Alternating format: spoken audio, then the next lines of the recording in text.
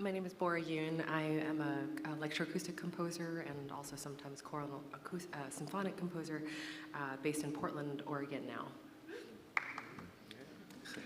My name is Carlos Simon. I'm a composer and based in DC from Atlanta.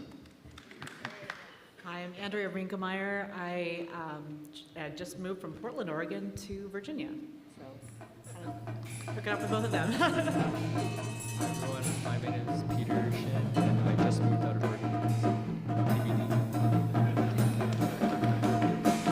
Yes, and I'm gonna. The idea is that if you have questions, we have two microphones here to come up and ask questions as well. But since I don't have the microphone, I will start with questions. Fascinating for all of you who've heard some of the music. It's every piece and every composition seems to have a very personal connection.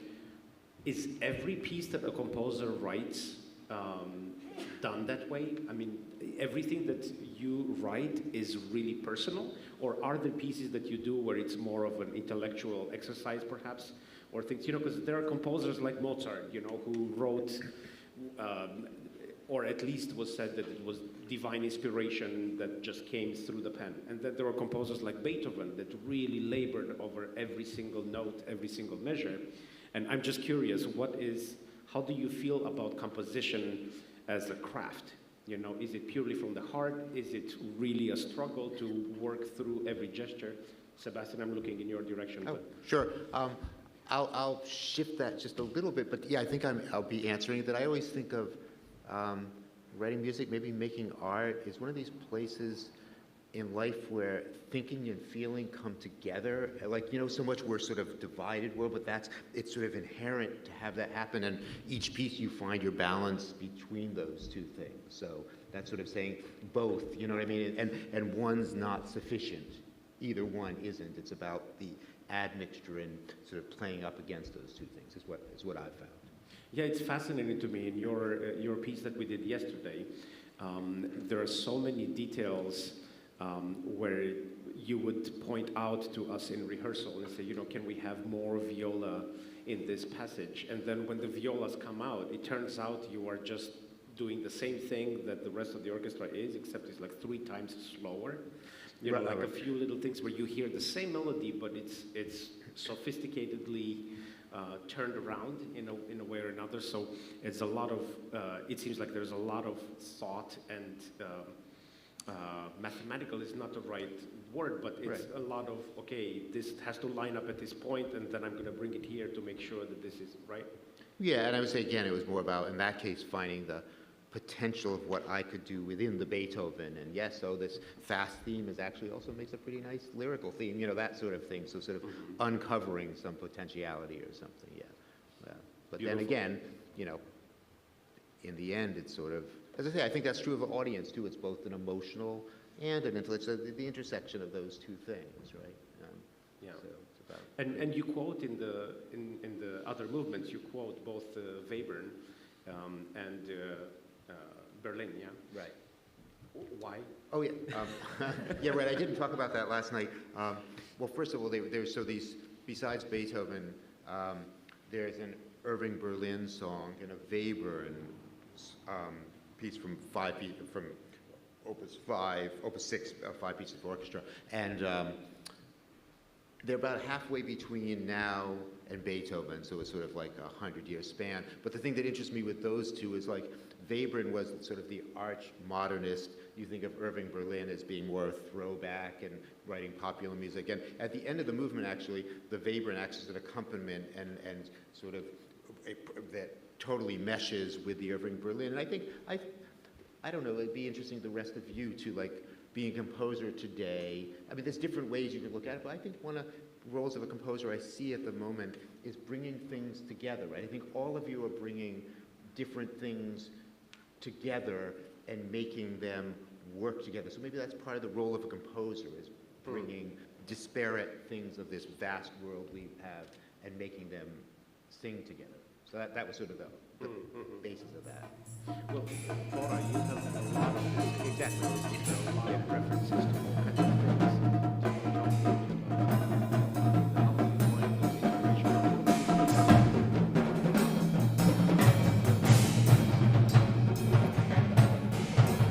Pre-composition process, which I think before I get to notes,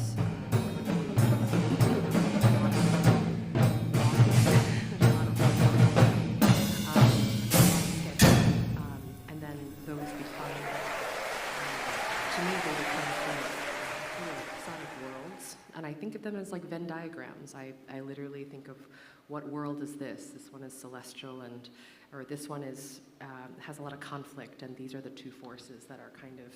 I come up with a narrative meaning for each little sphere, and then I sequence them around, as in which movement wants to be first, which one is second, what makes a good contour. So this strays a little bit, but in terms of how do I pick the content or the conflicting content, I guess. Yeah, I think about what makes a good story, even like in literature and dramaturgy. It's about, what kind of shape, if you've got a 15-minute piece, what kind of shape would you like to make? When does the conflict come to an irreconcilable moment? How are you going to develop that conflict from the exposition? So these are all ways, I always think about it as a musical story that's unfolding over time, and how do I come up with, so in my piece, I just thought about all the ways we can think about binaries, like what about like past versus present, east versus west, all these kind of different binaries that sometimes are useful and sometimes are very limiting, and try to make different arguments with them and different kind of gestures. Yeah, and sometimes that can come from retrograde or mashing them on top of each other, or literally delaying them in a syncopated way to make a sense of somewhere in duple versus triple, just to create clash. So it's always how to sensorially still make the sense of clash or tension. The violist actually came up to me and he's like, "What do you mean by furtively?" And I was like, "Oh, just like at the frog and just make it sound like struggle." And he's like, "Oh, okay." Well, it's funny because I think at the very opening, if you would look at the score, the very opening of the piece, it's like almost you could make a couple sentences, good sentences, out of the descriptive words that you are asking the orchestra. There's a lot of information, Yeah. which is beautiful because it's. I think most of the time musicians are used to seeing terminology in Italian, and many times they start to sort of blend into the same thing. A lot of time, you get used to seeing allegro, non troppo, moderato, assai, or whatever, and people don't really look at this with a personal understanding of what it is. Mm-hmm. But when you have something that it's like words that you do not expect at the top of a piece, it really makes you think a lot further of what this means. So I think that's really amazing about contemporary music today, is that people force you to think outside the allegro non troppo only, concept. But you told me something that I found really beautiful and I think would connect with our community here. I think at the second rehearsal you told me that you had gone on a walk and you saw something that inspired. Do you remember what you told me? Yeah, Do you want to share with us? Oh, sure. Well, I was enjoying the beauty of Santa Cruz along the seafront, and enjoying the lighthouses with my friend on a bike, and I think the best when I'm moving. And I was thinking about the new work for next year for the Creative Lab, or it was time to ideate, and I just looked at the lighthouse, and I was like, just yelled to my friend, I was like, what if there were lots of different lighthouses that were different heights and different rates, and then all of those different flares, sound also was associated with their intensity of light, so it can just become like a harmonic field of different spectral oscillations. And what if that was the basis for next year's piece? And that's about as far as we have it so far. But it's connected to Santa Cruz, which is beautiful. I love that. Well, Carlos, do you want to tell us a little bit? We have not heard Carlos's piece. I mean, many of you have heard it in rehearsal, of course, but the performance tonight, and you come from a background, I think, of really intense performing background. right? And having to also improvise a lot on the spot and to call and response in terms of emotional, right? Emotional understanding of what you are responding to musically, right? So, do you want to talk about your process? Yeah, well, it's very intuitive. I like to, before I even write a note, I like to do a lot of research, you know, watching interviews and reading and talking to people. Particularly with this piece, I wanted to first decide which story, you know, this is based on, you know, folk tales. And I had heard stories all my life, you know, hearing African-American folklore, but I knew that there were other stories. So that involved me doing a lot of research, reading Henry Louis Gates, who you know is a scholar who teaches at Harvard and does a lot of research in African-American history. And so he has this book, actually a collection of African-American folk tales, if you will, and it's about this thick. And so I made it a point to actually read a lot of those stories and deciding on which story I wanted. And this is before I even wrote a note. And you know, the stories that I chose was sort of kind of resonated with me in a personal way. And you know, so when I got to sit at the piano, it was like I'm just gonna improvise and just cut the analysis off, you know, not think about what's happening musically from a theoretical perspective, but what's happening emotionally, and how can I get that out into the world? And that can mean me sitting at the piano, improvising. It could mean dancing. It could mean walking. It could mean yelling or something. Whatever it is, getting out into the world. And then once I have it out and recorded, then I say, okay, what is that? You know, is it a C major chord? Is it aleatoric? Is it this particular scale? And that's when the analysis starts for me. So it's this right brain, left brain. It's analysis, but also intuitive side of things. And yes, improvisation is a part of that. You know, it's a huge part of the creative process at the very beginning. Do you record your own improvisations and then try to put them on paper? I try, yes. I do that. Yeah, I record everything. And then transcribing is another side of things. It's because I realize what I'm actually doing. You know, 'cause I don't do it while I'm doing it. I don't analyze because that's paralysis. That's paralysis by analysis. I don't want to do that. Yeah. Yeah. Beautiful. Well, it's such a powerful piece, and it goes. It takes the orchestra. It takes me to a really deep emotional journey. You know, so I love. This morning in the dress rehearsal, Carlos requested actually to sit in the orchestra, which I think it's a first for a composer. I don't remember if another composer has asked this, and I have to say it actually forced me to conduct differently. Did I scare you? The fact, no, not scare you, inspired me. You know, because you were there, and like I was having the conversation with you directly this way.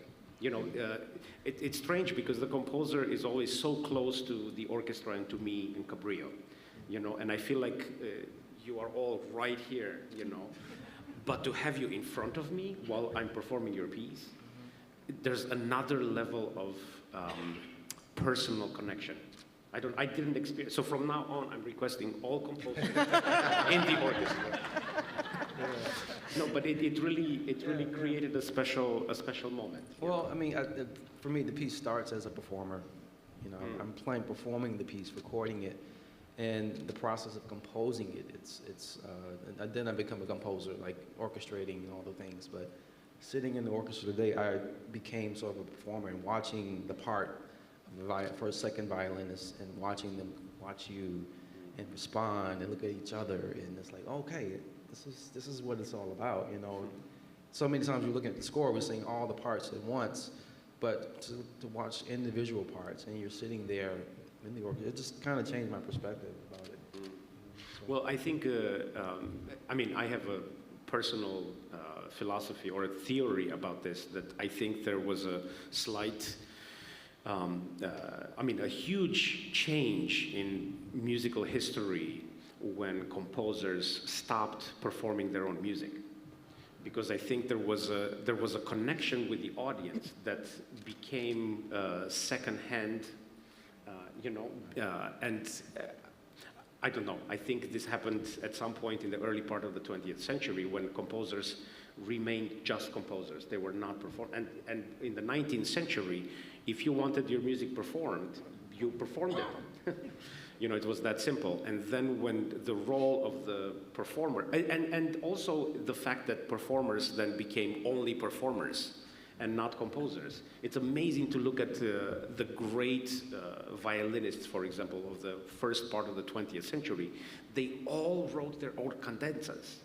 And not just some little things. I mean, Joachim writing the cadenza to the Brahms violin concerto, or something like this that is just as powerful and powerfully linked to the concerto as if Brahms would have written it himself, So it's amazing. The more we are doing each other's work, I think the better we understand each other's world. And there's something beautiful about that. Well, let me turn in this direction because I do feel a little bit like I might get my neck. Crick in the neck. Yes. So, Andrea, I mean, talk about personal, right? Your piece, we will hear tonight as well. It's also very personal, right? So, do you want to tell us a little bit more about it? Oh, sure. So this piece was written in a very specific time, the summer of 2018. And if you remember, we were having just kind of almost daily Me Too announcements that were coming out, and it was just over and over and over again. And then it was kind of brought, to the supranational story with the Senate Judiciary hearings for the Supreme Court. And I remember watching these things and being, obviously upset by what we were hearing had happened. But the thing that really bothered me was when everybody said how much they believed her. She was Dr. Christine Blasey Ford, she was an excellent witness. She was telling us the truth. She's an expert about all these things, and then they didn't care. And that was the moment that I was like, oh my gosh, what do we? And I just kind of lost it. And so this piece kind of came out from that frustration, because so many women have these stories of something just happened and we weren't believed, or just some little microaggression that happened, and over time they build up.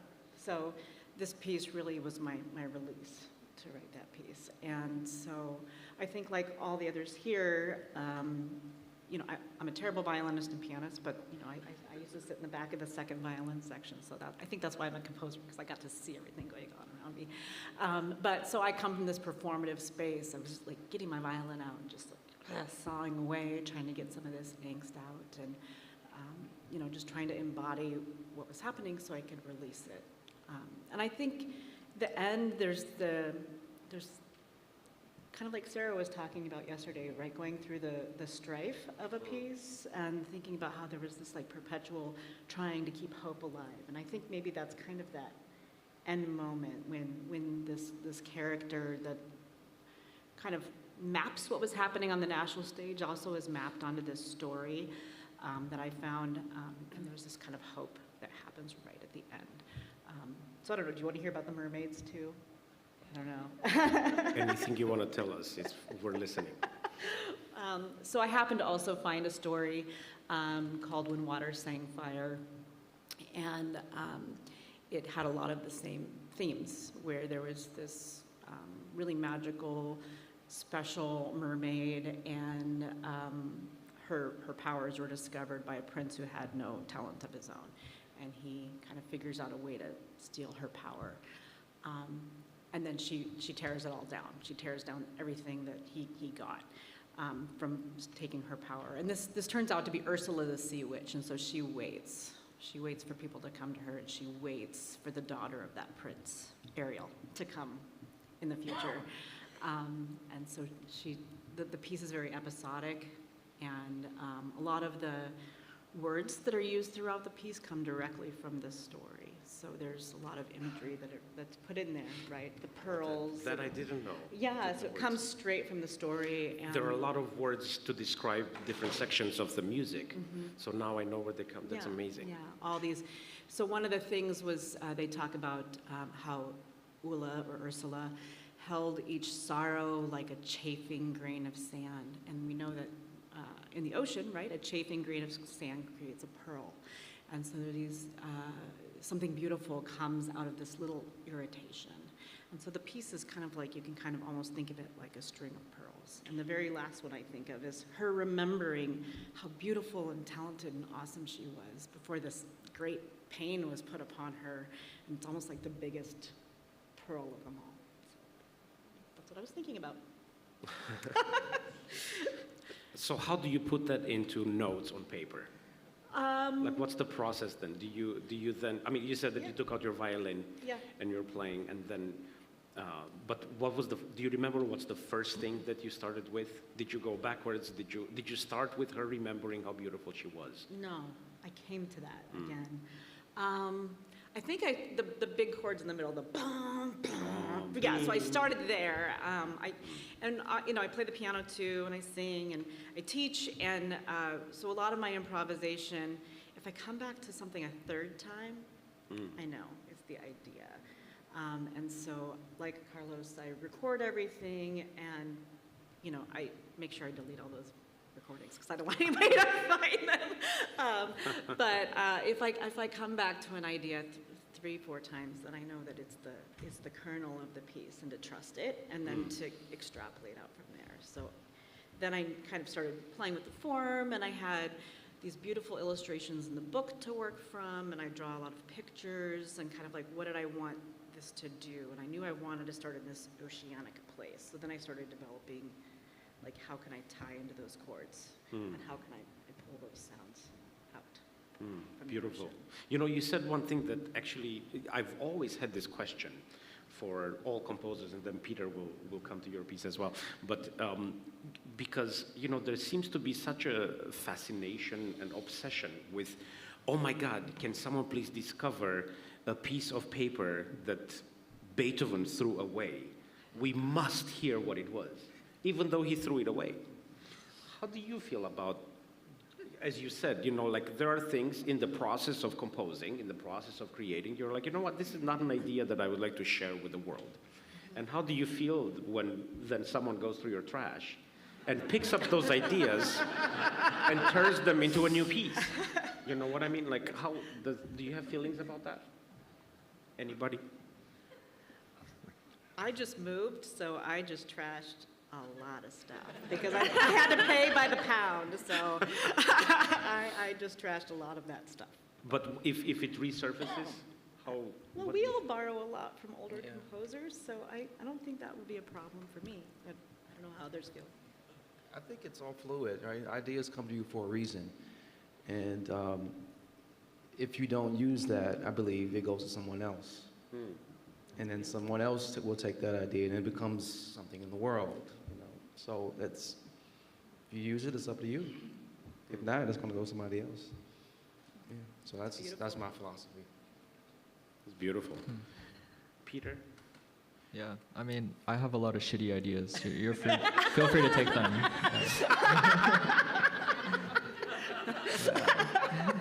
But I guess, about like, what the question was about, like how personal. The process as well, because I mean, both the personal, because it's very personal what you wrote and your connection to your past. Yes. But also the idea, because it seems to me, maybe I'm wrong, but it seems to me so much in the way that your music is conceived, or what I see on the paper, it's so perfectly timed and calculated. Is this just instinctual, or do you like struggle to, or work through putting this stuff in the right place, kind of a thing? I'm glad I gave up that vibe. Thank you. Yeah, I guess my music tends to be extremely autobiographical and maybe even a little too personal. Like, I'm like, do I really want to share that with everyone? But yeah, I feel like every piece of mine is a little snapshot of whatever mental crisis I'm working through at the time. So with this one in particular, I had an identity crisis, and as I was writing this orchestra piece, I didn't get to the idea of relapse, which you can hear with these huge orchestra hits that make you feel like you're being put back to the beginning of the process, and you forget all of your progress that you made. I didn't come to that idea until like the middle of the piece. So I had this beginning. It was very serene and just melodic, and then I was like, wait, I kind of want to destroy that. And so I think in like the fourth measure, I just attack it, and then we start over. And I was like, oh, I kind of like this idea. So it made sense to me, and I just ran with that. Beautiful. And to decide where these things happen, is it just instinctual, or do you, like, what feels good to you, or do you calculate things, okay, like this many seconds or this many beats or whatever, and then I break this again? That's what I'm curious. Yeah, I guess it was mostly instinctual, and then John Adams heard it with the St. Louis Symphony, and he was like, again? Like, why do you have another orchestra hit here? And I was like, oh, maybe I should cut them down. I think maybe they get the idea. But then I didn't end up taking any out, so that was... I think it's pretty good the way that it is. Don't worry about changing anything. Yeah, I mean, I think just like in the area where there's the Arirang folk song that appears about 3/4 of the way through. I wanted that to be featured, and I didn't want the big orchestra hits to be too distracting, even though they should be distracting. And so, like, if there's a shift in the melody, then I didn't want to do it right at that shift, right? So I would wait for the shift to happen, and then the orchestra would hit. But then I didn't want it to be expected because it happens so much at that point. And so maybe I would change the way that the orchestra hits, so the gesture is completely different. Very cool.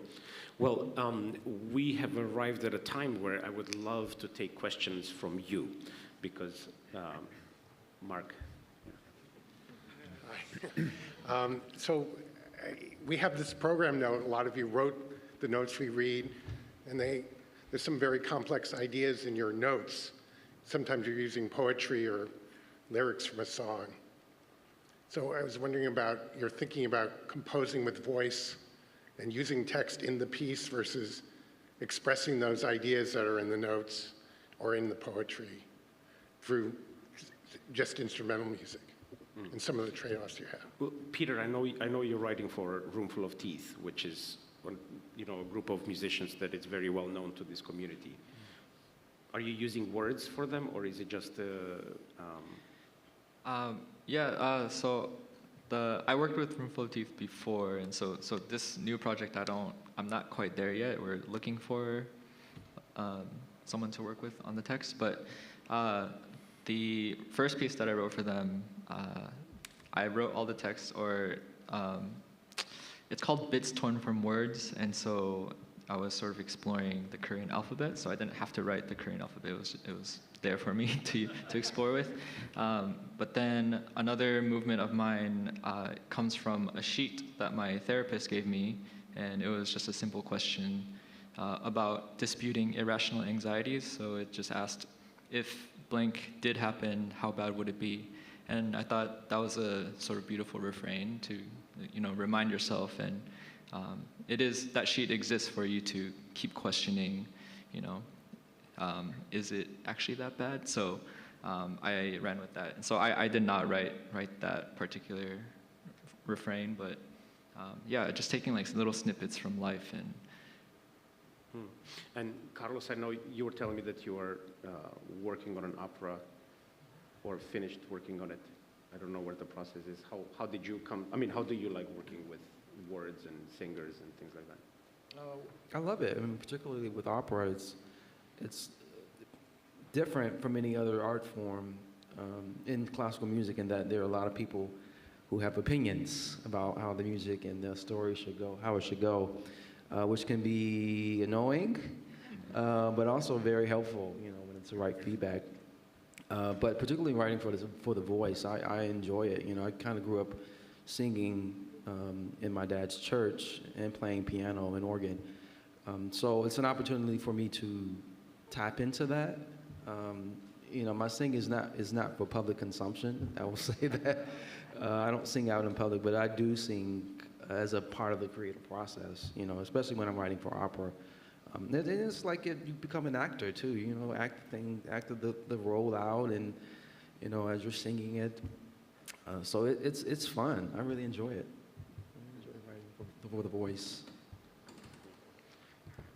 Let's take one more question. As composers, you have a lot of choices for what ensemble or what instrument or what voice to write for. And I just wonder what drew, as many of you as would like to answer, what draws you to the orchestra? Some of you are probably orchestra players, but others more keyboard, or maybe you like chamber music too, and we just don't get to hear it here. But I'm curious what drew you to the orchestra.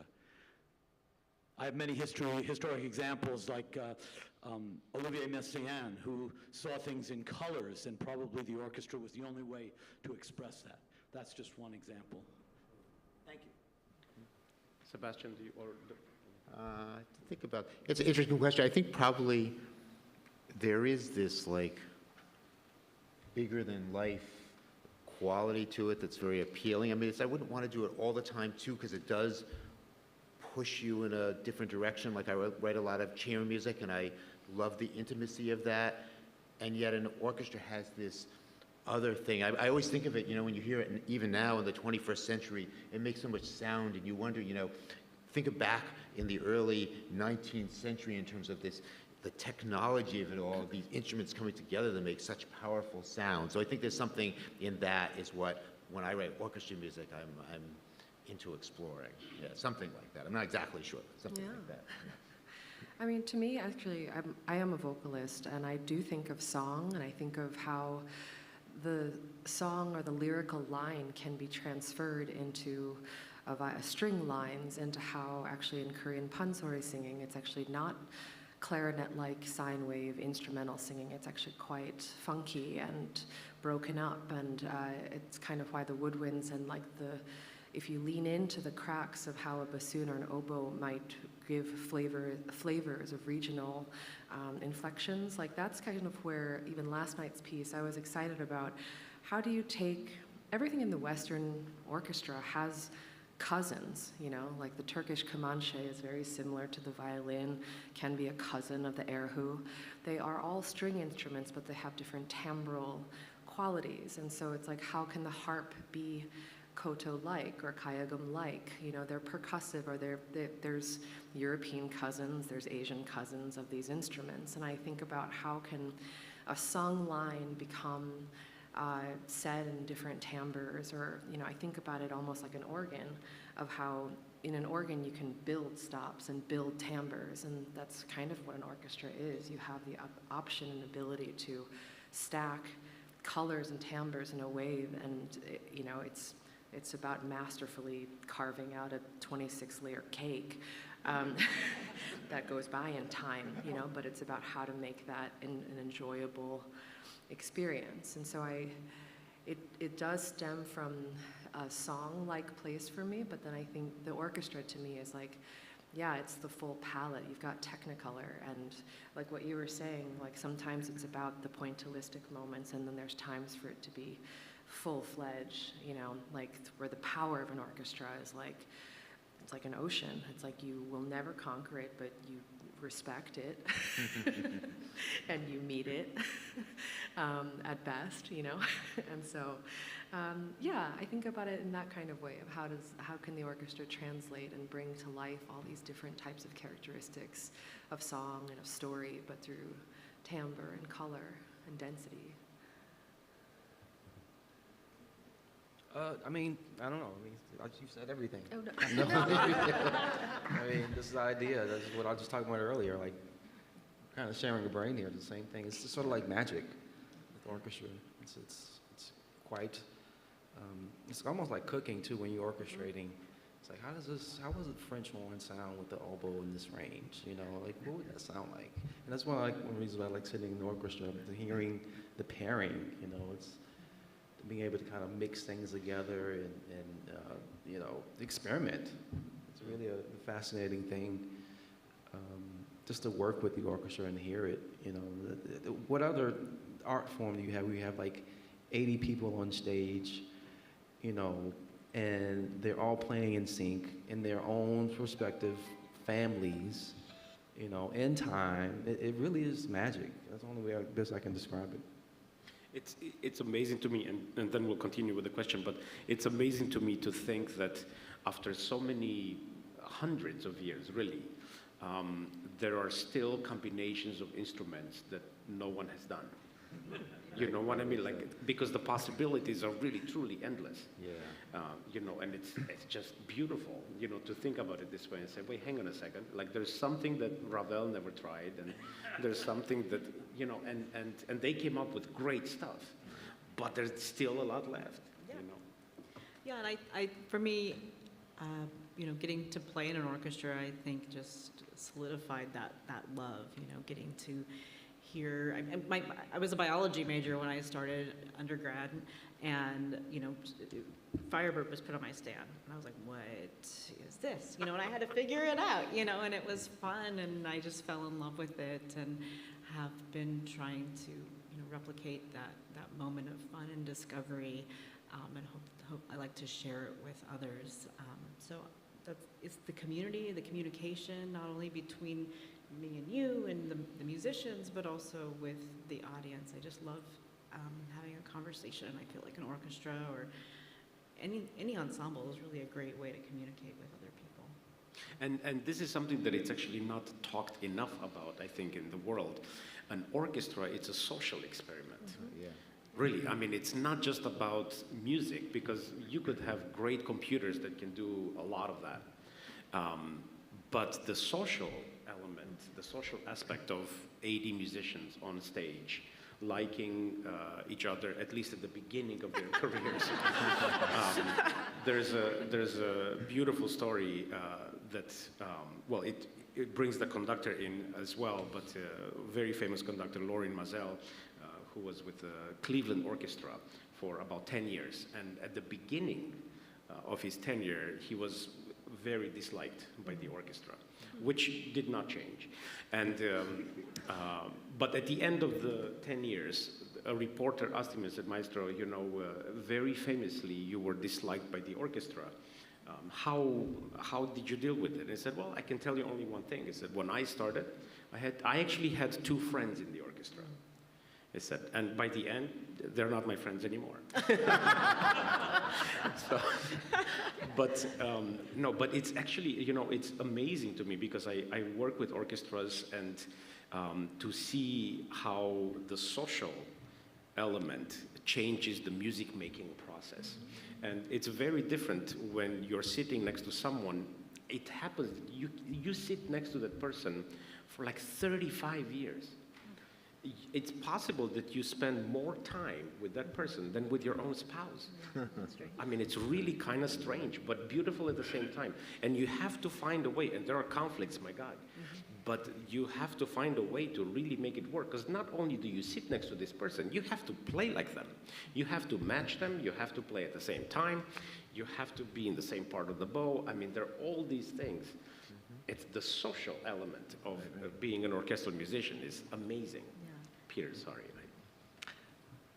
Yeah, Carlos, you mentioned cooking, and yeah, it's like a big buffet where you're just like, oh, I'll take a little bit of this and a little bit of chow mein, and why would you limit yourself?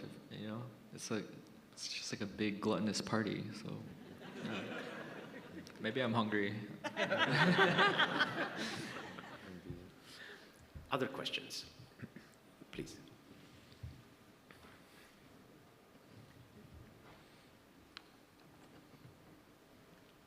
My wife and I have come to these rehearsals for years and years. We sit over here in front of the cello and bass section.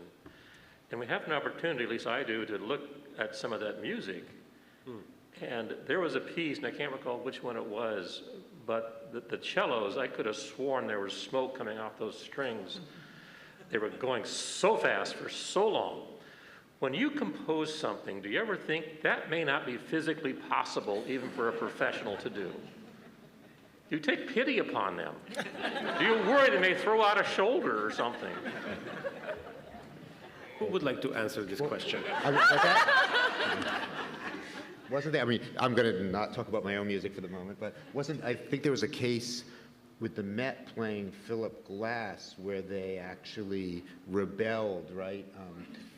Because of that tendonitis, worries of tendonitis and so on. I forget what exactly happened, and he ended up having to, go alternate two flutes, then the other two flutes, and so on and so forth to avoid that. So, I mean, to answer your question, though, of course we think about it. I mean, you have to, but on the other hand, they like to be pushed. So it's about finding that balance, between those two things. And this is so true. I remember there was one time we had a concert here in Cabrillo where the music was actually not as technically challenging as we tend to be. And at the end of the concert, I had several musicians in the orchestra just sort of come up to me and be like, if we're coming here, we want to come for something. We're not here on vacation. We're coming here to do something that we don't get to ever do. And that challenges. So I try to actually identify music that is both challenging enough and doesn't kill anyone, but challenging enough is actually important to find. But do you think about the physicality of playing your own music? Because I do many times, and I think every young composer thinks that they have an unbelievable idea, which is, I'm going to make the violins hold this note really soft for about 6 to 7 minutes. I think every young composer has this concept. And what happens in reality, you do that for 30 seconds, and you just call the chiropractor while you're still holding the note, but sorry, just share that. Do you guys think about those things? Well, yeah, because I'm a violinist, I actually play through all the parts, so I know that the bowings work, and I know that, if I play in this position, it's gonna work. May not be as beautiful as what you hear up there, but, I know that it's gonna work, and I spend a lot of time working with one-on-one with instrumentalists to make sure that it works, and is idiomatic for the different instruments. So I think you just kind of build that skill set over the years.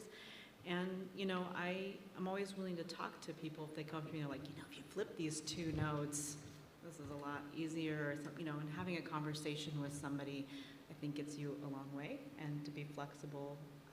So I'm sure everybody has similar kinds of situations where you work pretty closely with people. Yeah, absolutely. And I often tell my students who are writing for orchestra that you're not writing for flute, for instance. You're writing for a person who plays flute. And that means, if you're going to write something that's non-idiomatic or that you don't learn in orchestration, you might want to talk to them. Say, is this possible? Can we adjust this? And they have spent years developing their skill set with this instrument. And so you want to be open to their feedback and understanding. That'll help you understand the how to write for it and how to push the limits. So that's on the educational side. Some of the best advice I've got from other composers is, you have to be able to hang with these musicians, just to have a beer with them. And that's something that we've gotten with this festival, just being able to have some rapport and just hang out. Yeah. Not just musical, because you develop relationships with people. And in rehearsal, it was like, oh yeah, you can call him by name, Scott. Can you play this a little faster? And that helps with the music making. So yeah, there's two sides of things. Yeah, there was one thing at the end of one of the movements today that we changed one thing in the way that you wrote the tremolo, getting to one single note, and so we made it gradual. And Carlos was like, oh, that's really beautiful. I said, now I'm going to have to find a way how to write this for other orchestras to understand, this concept, which is, I guess, in some ways, it's the composer's job to really identify how can I put this on a piece of paper where other people, when I'm not present, will be able to get it. And that is part of putting yourself in the performer's shoes as well, to say, hey, is this achievable? Is this doable? Yeah. We have another question. Hi, thank you so much for coming to Santa Cruz. We have a composing son, and he's 17, just applying to colleges. And I was wondering if you could share a little bit about your trajectory, your path to become composers. And also, if it comes to mind, a supportive place to nurture that composing spirit that you've come across, if you would share that as well. Appreciate it. Thank you so much. Well, since we always start on this side, let's start on this side with this question, and we'll go through everyone. Yeah, my high school orchestra teacher was very influential to me, but not in the way that you think. She programmed the worst music, and I thought, oh, I could write something equally bad, so I did over spring break, and I was like, oh, this is really fun, and then it was time to apply to colleges, and I don't have any other skills, so I was like, okay, let's try it out. And in terms of nurturing a community or that gift, it was incredibly lonely for me. I didn't know any other composers. I didn't know living composers. And so it was a very messy journey of discovery, and I went to Michigan for my undergrad, and there I just learned so much about new music and music that I was never exposed to because, again, my high school teacher programmed really bad music. Yeah, that's my personal journey. Well, then you went to other schools. Yes. Where else did you go? Oh, wow. I mean, it's just about how we first started, right? I was lucky. My piano teacher as a kid said everybody needs to compose. So I didn't know that was not something that everybody did. So I was composing, all along. As I mentioned, I started as a biology major and quickly realized I really liked my music classes a lot more than my chemistry at 8 a.m. class. So I switched, and I just loved it once I was there. I think finding the school is about, finding a teacher, finding a place, finding a community that matches. I mean, we could all give an ad for the places that we've gone to school, for good and bad, right? But I think it's about finding that teacher who's going to connect with your young person. So that's what I would suggest. I think my mom, she sort of like Joe Jackson incarnated. She was really hard on me, And of course, she was musical, but not in the way that she wasn't a classically trained musician. She played trombone, actually. But my uncles all played music, but I come from a tradition where everybody plays by ear. Nobody reads music in my family. So when she found out I wanted to learn, formally, for orchestra, she sought out teachers that would help me, and having that skill set of learning by ear, it really helped me, because a lot of times it's reverse. For classical musicians, you learn formally, playing, but then you take oral skills, right? I was backwards. I started with oral skills, and then that really helped me a lot. So I'm going to say that developing your ear as a musician is so important, and being able to kind of listen intuitively, but also technically, being able to kind of test yourself all the time, just even sirens passing, fire trucks. What interval is that? Is that a major second or major or tritone? And I didn't know the terms for that, but I knew there were two pitches but I just didn't know. So understanding theoretical, what these things are, really help with my composing. So that's my advice. Yeah, it's staying curious, I think. It's like being curious about the world in an aural way, in a sonic way, finding out what those intuitive things mean. It's like a theory class is like actually giving names to the things that people might be already intuitively doing. Song form might already be a natural thing because they've picked it up on the radio. They kind of understand how something might want to be structured. But I think in order for formal music theory to like not kill the joy, sometimes I feel like it is that curiosity that needs to be maintained, and your connection to that. I feel like it's really important to find the right culture in a place. That's not just maybe, I feel like right now we live very much in a time where in schools we see conservatory offerings, a jazz department, and then like maybe like a new music ensemble here. But that's, and I feel like the more we start seeing institutions that start honoring time-based music, things like digital audio production and the way that, because that actually is not very different. I remember taking electronic music and digital audio workstation production classes at the same time as taking orchestration, and they're actually very similar. It's about it's a 26-layer. You have stems, and it's about how you're going to deftly carve that out and make that an enjoyable experience, and find distribution of timbre so that things still sparkle up on top, and you still get that nice, satisfying bass thing, and you still get the nice, tingles in the heart, hopefully here and there.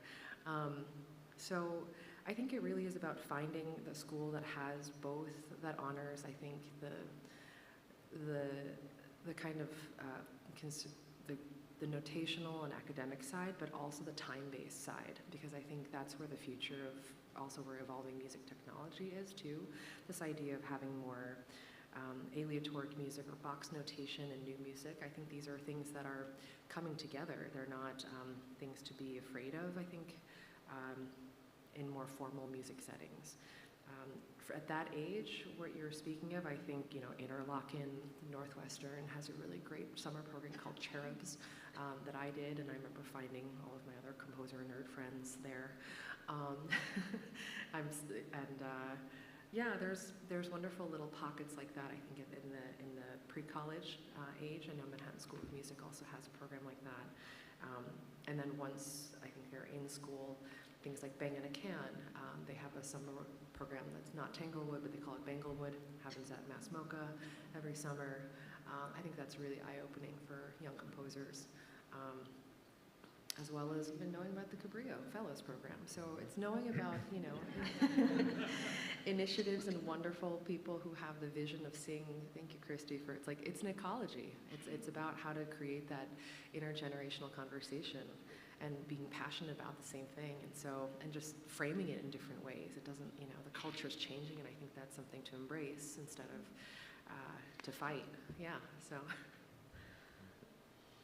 I would. All those suggestions sound very good, I think. I sort of grew up in unusual. My mom's a composer, my brother's a composer, my father was a violist, so we sort of music was always just something we did. So that was very lucky that way, I remember once my dad had I don't know if I was 12 or 13, and he just invited some friends over to read, Haydn string quartets, but then at some point when they were taking break, I came down with this little piece, and, and they read it. And I always remember this feeling I'm sure I didn't know what I was doing at all right, but I thought, geez, they can't perform that very well. It's like that's the feeling of a composer, already mind sort of critiquing it all, So I feel I was in a very lucky environment for that. So, so I had that sort of support from the beginning. Well, we have time for one more question, please. Hi, thank you. My question is, how do you make something your own? Because I noticed everyone has something that they're coming from, whether it's historical heritage or even musical history. In the case of Beethoven, you start off with a piece and then you kind of make it your own. So I'm just curious, how do you recognize and honor the past, and at what point do you realize you're kind of making it your own thing, and sometimes even maybe conflicting with that and trying to go against it, maybe? Thank you. I'll start with that. It's great question. I think, you spend your life trying to do that. Basically, you know, it's not an easy task, because everything comes from somewhere, and you're synthesizing things. And I think, I don't know what other feel, it's a way, I think over the years it's a peeling away the things that aren't you, and sort of then you're left with the more essential things. That's what I would say would be the closest thing that it feels like for me. But as I say, it's always a struggle, and there's always this feeling of, you know, the kid in the candy store. You come to this, I'm sure all of guys have the same experience. You're hearing these things, you say, that sounds good, that sounds good, that sounds great. But maybe it's not really you, like there's this point where you think, well, yes, that's great, but maybe it's not me. So I think it's a very interesting thing. But in terms of also your question of tying to the past, because, you know, we all come from somewhere and something, so at the same rate you can acknowledge, you know, those roots. But yeah, that's sort of what one's doing. The act of composing is finding that, I'd say, for me. Yeah. I think it's different for everyone. Yeah, but sure, It's how I make something my own, I guess, that's a really meta question. I don't know. I always think about the visceral nature of sound, and how do I, like, if I have a sound signature, how I approach sound, I guess. It's like, how are the white sounds like crispy or like atmospheric, or how are things, I try to think about like what are visceral moments I want to hit. I would say that might be a signature in my work. I don't know, I always think about how to make things be felt in different parts of your body, I guess, as the piece goes on. And so that, and it's funny, I know Sarah's not here, but I always, whenever I hear Sarah Cook-Snyder's music, I'm like, I know it's SKS. Like literally the harpist was here doing a quintuplet, and I was like, that's an SKS line, totally. Sarah's like, she's like, how do you know it's me? I was like, I don't know how to explain it, but it's very her. And I, because like even from that one line, it's already mellifluous and evocative, and I'm like, you're really good at that. Like it's a really good sonic sauce that she knows how to do. And I think we all as composers look for that, like what is the special sauce you bring, or it's an approach, I guess, to cooking. I'm going to invoke my father here as a preacher, but quoting the scripture, there's nothing new under the sun. And that's kind of taken a lot of like a load off of me, you know, as a composer, because you always want to create something new and like this innovative. But realizing that, you know, you are part of a lineage of composers, of building and curating. And I think there's the idea of curation that happens, you know, when you are composing. I think for me, as an identity as a composer, it comes from knowing the long line of African-American composers that come before me.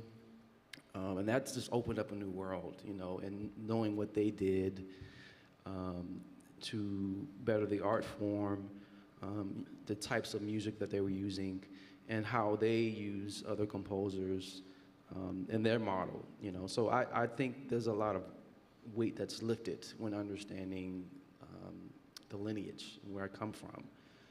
So that really helps me in finding my own voice through other composers and their work. Yeah, this is always a challenging question. I think I kind of approach each project with what is the conversation that I want to have, who's the community I want to connect with.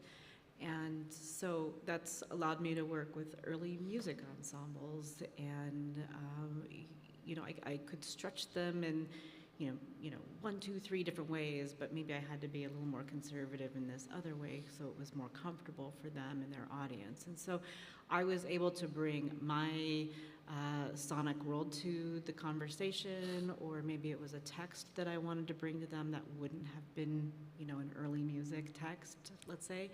And so it was a way to engage with people, to kind of meet them where they are, or their community where they are, and then bring my voice to it. And so I think that's the way that I've been able to, you know, I guess like Carlos was saying, you know, nothing's new, but it's a new way of engaging very much with the community. So that's where I start. Yeah, I try not to concern myself with that question of like what is my signature sound, because then what results is really bad music. So I just try to think, what am I trying to say, like Andrea said, and yeah, the more personal I get, inversely, the more people it appeals to and connects with. And so I try to just focus on, yeah, what am I trying to say? Yeah, I worked this last summer, earlier this summer, with a wonderful pianist and artist, and he told me something that has really stuck in my mind, because he said, you know, no music ever begins. All music emerges, except sometimes from silence. And it's connected to all the other phrases and what you were saying as well. You know, once you understand how you are actually just part of this beautiful long line of, we make music because we are human beings. Really, it's that simple. And we can't help ourselves. You know, like the first thing a baby does when they are born is make music. You know, and it is our way of expressing whatever it is that we can't in any other way. And I think on that note, we have to stop, actually. Look at that. But thank you so much for joining us. Thank you, everyone.